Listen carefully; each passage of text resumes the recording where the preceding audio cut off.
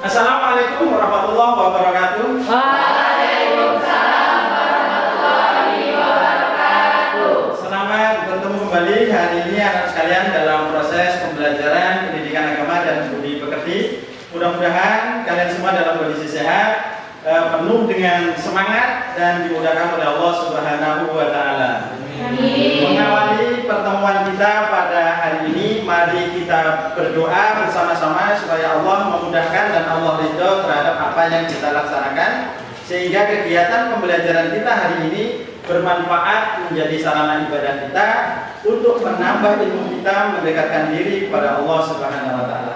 Silakan ketua kelas Duduk siap. Marilah kita sebelum mengawali pelajaran pada pagi hari ini, mari kita berdoa menurut agama dan kepercayaan masing-masing. Berdoa mulai.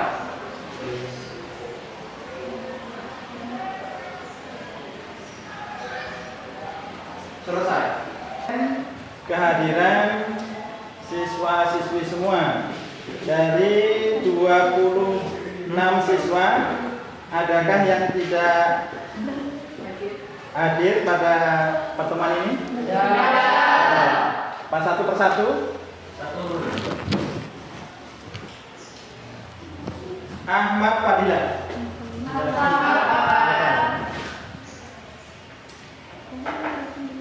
Anggun Dwi Saputri. Hadir.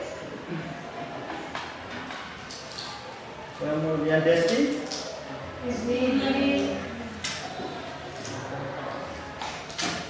Diki Rizky hadir ya. Yuyun Septiana Hadir. hadir. Baiklah, ini mari kita membaca satu surat saja, satu surat pendek Al-Asri. Silakan dibaca bersama-sama dalam jauhar ya, nyaring. Mulai.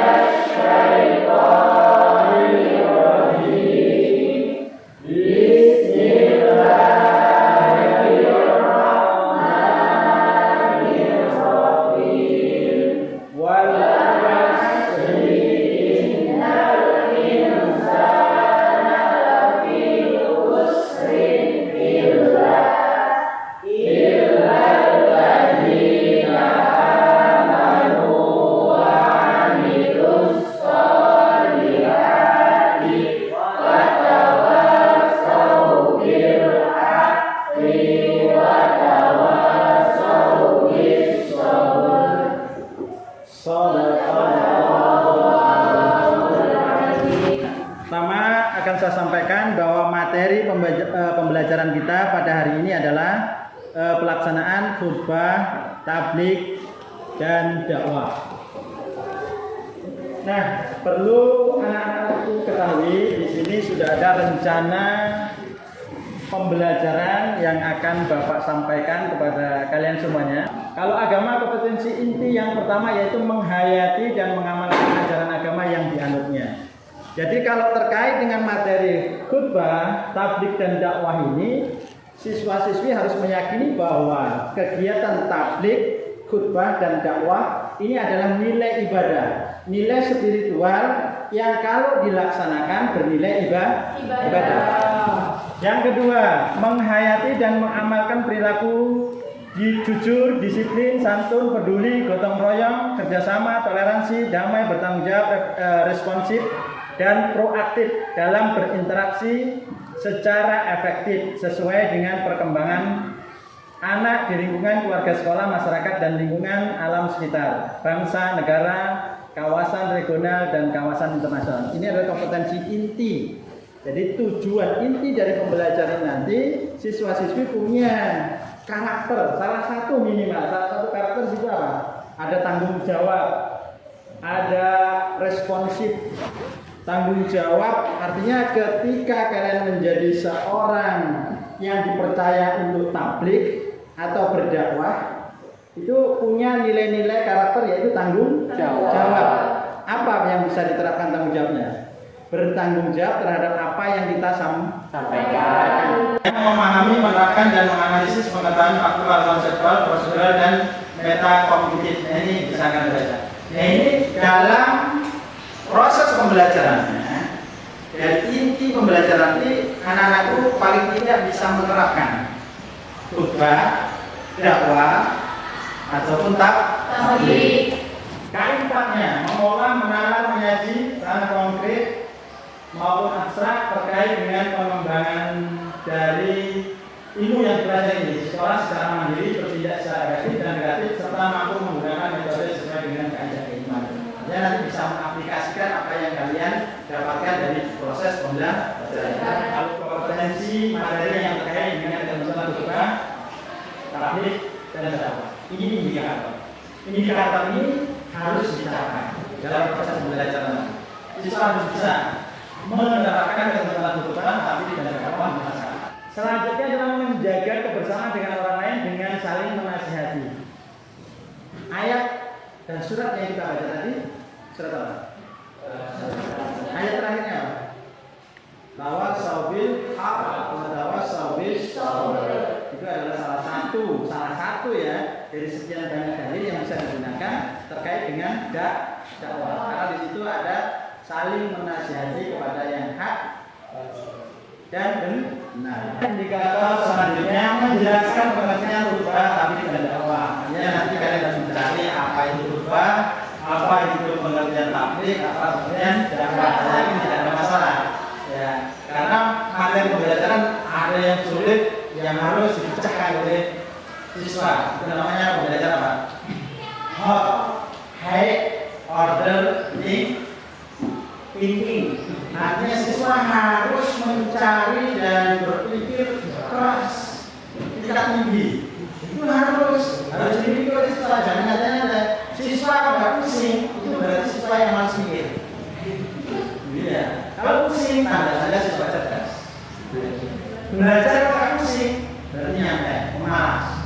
Selanjutnya membedakan antara khutbah tabligh dan dakwah. Kalaupun ada sedikit persamaan ya persamaan, silakan dicari. Ini harus dicari dari siswa. Selanjutnya menganalisis hikmah dan manfaat ketentuan khutbah tabligh dan dakwah. Analisis. Dan namanya menganalisis kalau itu mencari bentuk kelebihan dan kekurangan modelnya, kemudian teorinya, dicari nanti. Kemudian menyimpulkan hikmah. Setelah cari dapat disimpulkan, praktekkan khutbah tabligh dan dakwah. Bisa mempraktekkan. Setelah mencari dapat praktekkan. Tujuan pembelajaran. Setelah mengikuti proses pembelajaran peserta didik diharapkan dapat menerapkan ketentuan khutbah dan seterusnya di masyarakat, menjaga kebersamaan dengan saling menasihati kepada siapa saja, gitu ya. Kemudian menjelaskan pengertian khutbah tabligh dan dakwah. Membedakan antara khutbah tabligh dan dakwah. Nah ini mencari perbedaan kan agak korek-korek. Nah itu agak sedikit rumit. Kemudian mempresentasikan hikmah dan manfaat, mempresentasikan hasilnya. Kemudian menyajikan paparan tentang makna dan dalil. Nah dalil-dalilnya apa? Dalil-dalil dicari baik dalam Al-Quran maupun hadis. Menyajikan paparan tentang hikmah. Nah disajikan paparan itu ya sama dengan mempresentasikan tadi. Terakhir mempraktekkan khutbah tabligh dan dakwah. Materi pembelajaran tentang tabligh, dakwah, dan khutbah. Ini metode pembelajaran. Metode ini adalah pendekatan bagaimana teori pembelajaran kita terapkan dalam proses pembelajaran untuk mencapai tujuan tadi. Di sini saya menggunakan model pembelajaran di skala pelajaran ini, yaitu problem based learning, pembelajaran berbasis masalah. Ingat ya, ini saya terapkan, makanya kalau masalahnya apa? Masalahnya kita analisis dulu. Dari mulai dalil, nanti ketemu dalilnya, dari mulai penjelasan tentang khutbah tabligh dan dakwah sudah ditemukan, kemudian penerapan di masyarakat. Silahkan mulai dari sekarang. Nah, saya mengamati saja hasil kerja kalian, presentasikan. Waktunya tak perlu lama-lama. Ada yang tulis, catat, ada yang sambil saya putarkan slide-nya.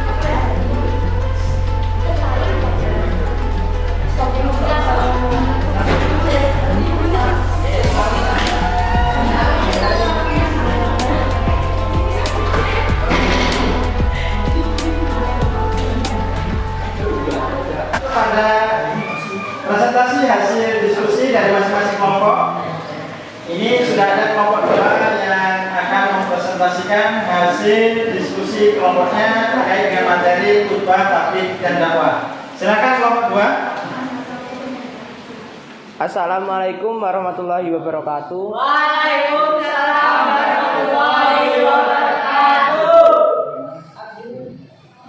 Di sini kami dari kelompok 2 ingin mempresentasikan hasil diskusi kelompok kami mengenai khutbah, tabligh, dan dakwah.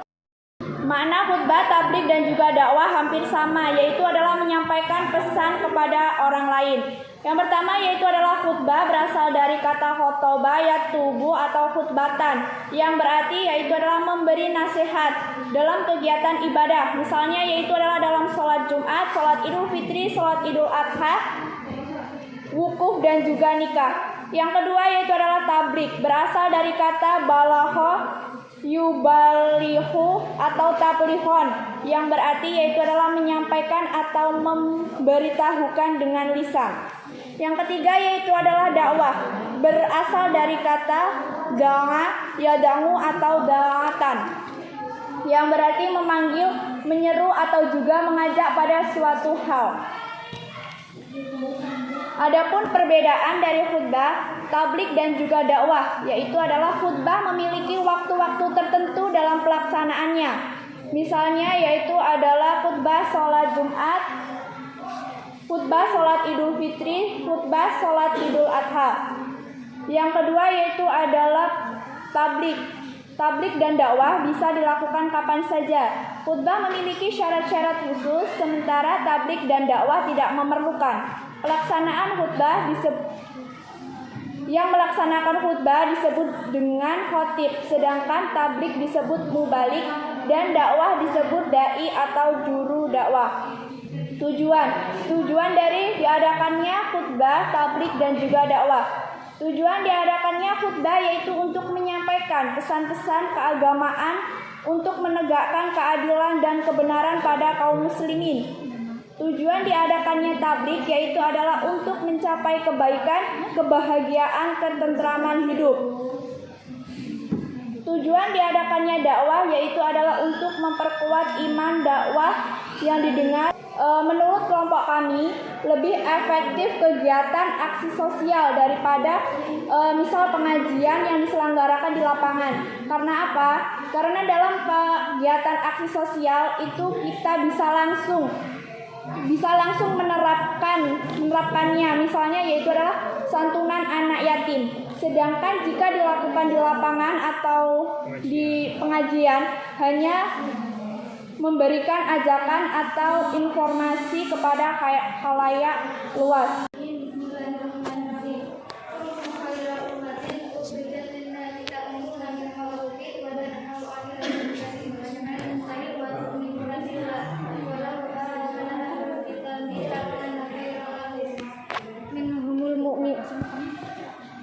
Minhumul mu'minuna wa aktsaruhumul fasiqun. Artinya, kamu adalah umat yang terbaik yang dilahirkan untuk manusia, menyuruh kepada yang ma'ruf dan mencegah dari yang mungkar dan beriman kepada Allah. Sekiranya ahli kitab berfirman, tentulah itu lebih baik bagi mereka di antara mereka yang beriman, dan kebanyakan mereka adalah orang-orang yang fasik. Quran Surat Al-Imran ayat 110. Sekian dari kelompok kami. Saya akhiri. Wassalamualaikum warahmatullahi wabarakatuh. Waalaikumsalam warahmatullahi wabarakatuh. Lanjut kelompok lain. Baik, saya awali. Assalamualaikum warahmatullahi wabarakatuh. Waalaikumsalam warahmatullahi wabarakatuh.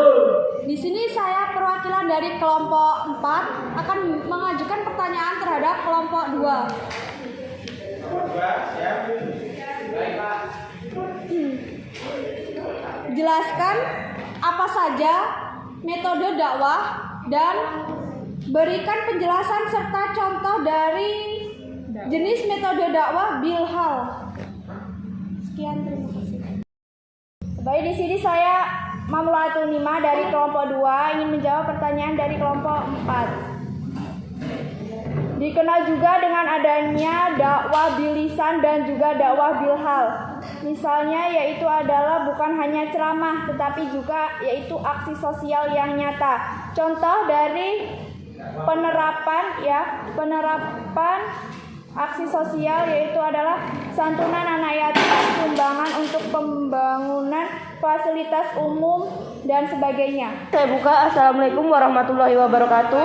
Waalaikumsalam warahmatullahi wabarakatuh. Di sini kami dari kelompok 1 akan menyampaikan hasil kesimpulan dari diskusi kami. Jadi disimpulkan bahwa khutbah, tabligh dan dakwah itu memiliki satu tujuan, yaitu sama-sama mengajak kita dalam kebaikan. Perbedaannya yaitu khutbah memiliki waktu-waktu tertentu dalam pelaksanaannya, sedangkan tabligh dan dakwah bisa dilakukan kapan saja. Kemudian khutbah memiliki syarat-syarat khusus, sementara tabligh dan dakwah tidak memerlukan syarat-syarat khusus. Pelaksanaan khutbah disebut khatib, sedangkan tabligh disebut mubaligh dan dakwah disebut dai atau juru dakwah. Metode dakwah paling efektif menurut kami ya seperti yang kita ketahui untuk sekarang di masa pandemi ini, mengumpulkan khayalak ramai atau golongan-golongan umat masih belum diperbolehkan. Cara efektif untuk saat ini adalah dengan memanfaatkan media sosial untuk kajian dalam berdakwah. Kita memilih metode digital dikarenakan pada zaman yang modern ini khayalak lebih tertarik memanfaatkan smartphone dibandingkan dengan menghadiri kajian secara langsung. Selain itu, dalam memanfaatkan smartphone kita dapat melihat dan mendengarkan dakwah di mana saja dan kapan saja. Sedangkan kajian secara langsung kita harus menghadiri di suatu tempat. Jadi kami menggunakan dan menciptakan cara paling kreatif untuk menarik minat khayalak umum dan semudah mungkin untuk dapat dipahami. Sekian hasil dari diskusi kami. Assalamualaikum warahmatullahi wabarakatuh. Waalaikumsalam warahmatullahi wabarakatuh. Saya akan bertanya dengan kelompok 1 dengan cara metode menggunakan handphone. Bisa dijelaskan metode seperti apa dengan cara menyampaikan tabligh, dakwah, dan khutbah? Dengan cara membuat video dengan secara semenarik mungkin, dengan menggunakan gambar-gambar ataupun dengan menggunakan tulisan, disertai bahasa-bahasa yang baik dan benar, bahasa yang menarik. Lalu kita unggah video tersebut ke channel YouTube ataupun ke Media lain. Iya, ke media yang lainnya. Seperti itu. Paham? Sekian, Kak. Dalam pertemuan kita kali ini tadi sudah ada pemaparan simpulan dari kelompok 1 dan kelompok 2. Kemudian ada pertanyaan yang sudah dijawab oleh kelompok 1 dan kelompok 2, pertanyaan yang diajukan oleh kelompok 3 dan kelompok 4. Mudah-mudahan hasil pembelajaran kita hari ini menjadi pembelajaran yang berkah, mendapatkan ilmu yang manfaat dunia akhirat. Semoga siswa-siswiku semuanya dilindungi Allah dan dimudahkan untuk mencapai sukses. Doa penutup, marilah kita ucap astagfirullahaladzim 3 kali. Astagfirullah.